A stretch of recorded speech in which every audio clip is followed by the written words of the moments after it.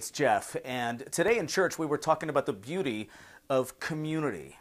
But as I thought about it, unless our community is based on the brokenness that each one of us share, then I think community can after a while become very surface and very shallow and superficial.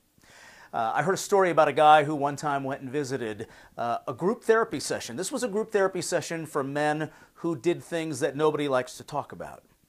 And as he was listening and watching this group therapy session happen, this one guy said, "Okay, let me tell you my story." And he began to tell the story about how he would drive by a gentleman's club.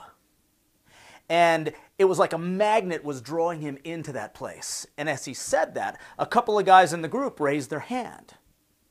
Well, he continued the story. He didn't call on anybody that raised their hands. He said, I would drive past it, and it was like a magnetic pull, and it was driving me crazy. I wanted to turn around and go back to that club.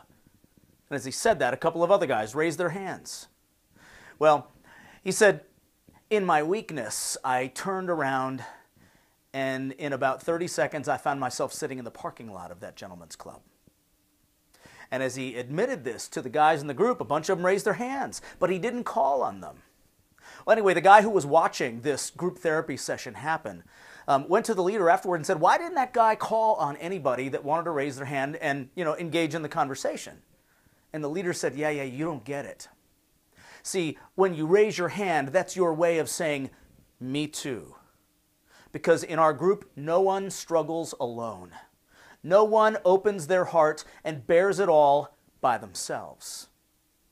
What would church look like if we could all say, "No one here struggles alone"? I'm willing to acknowledge that I have the same beast following me. I have the same struggle. I think our church would be a place that people would flock into. We'd have to build bigger buildings, and we wouldn't be able to house all the people that would bring their brokenness through the front door and find healing in Jesus. Something to think about.